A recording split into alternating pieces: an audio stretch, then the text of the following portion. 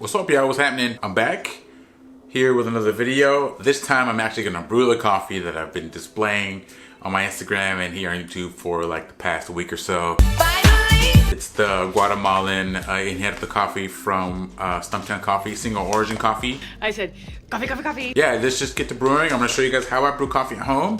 Nothing too crazy, but I wanted to kind of walk you through how I do it and then go from there. And then obviously drink the coffee, black. Of course.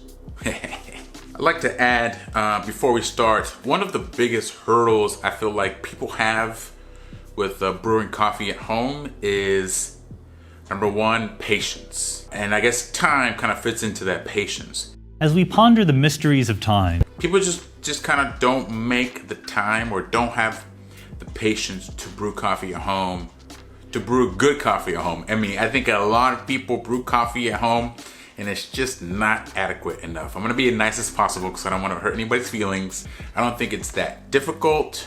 I mean, I think it takes a lot of practice, like anything, to brew good coffee at home and then to kind of build your palate. I'm also gonna add that, and I can't repeat this enough, you're gonna need a scale, y'all. Buy a scale.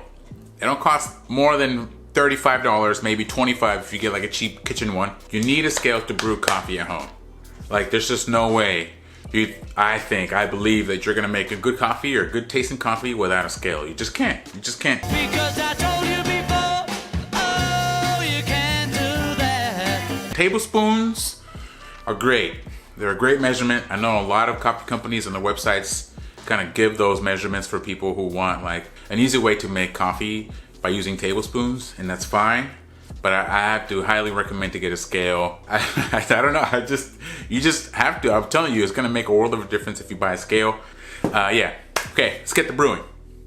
So before I start, I wanted to show you guys kind of some of the equipment that I use to brew coffee at home. This is kind of like the cheaper of all the grinders. It is still a brew grinder, and I say cheaper, it's just not much to it as far as adjustments go. The adjustments are kind of like up here around the neck. I've adjusted it to my liking.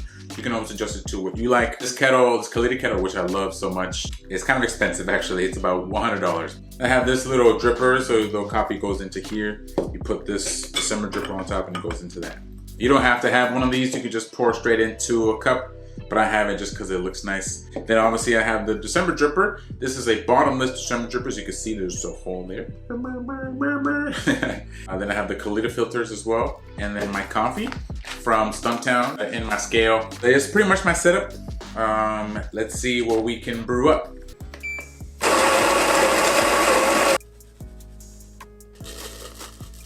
So I'm gonna use 25 grams of coffee to 400 grams of water, which equals to about a 1:16 ratio.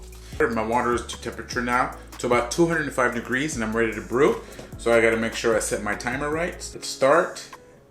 And then I add about 30 grams of water to kind of initially bloom the coffee, kind of wakes the coffee up a little bit. Yeah, then I wait 30 seconds for that to kind of rise. Like I said, you kind of have to pay attention to the coffee, make sure that it's looking right, you know, extracting properly and evenly.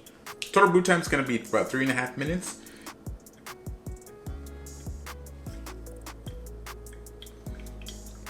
It's okay if you go over a few seconds here and there, but for the most part, you wanna pretty much stop pouring at 3 minutes. All right, I guess there's nothing left to do but to drink this coffee. So I'm gonna go ahead and do that.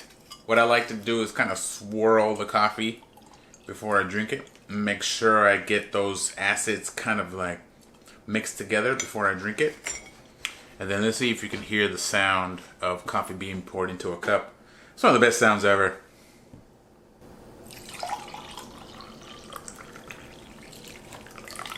Yeah, boy. Yeah, let's try it.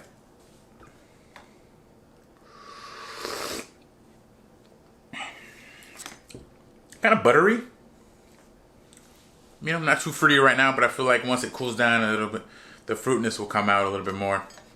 When coffee cools, it tends to get a little bit more acidic and a little bit more fruity. So that's how I brew coffee at home. Hope this was helpful. Hope you enjoyed it, brewing coffee with me.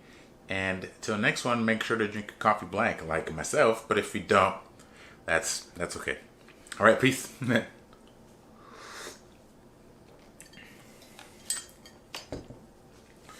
¿Está rico el café? ¿Eh? Sí. ¿No quiere?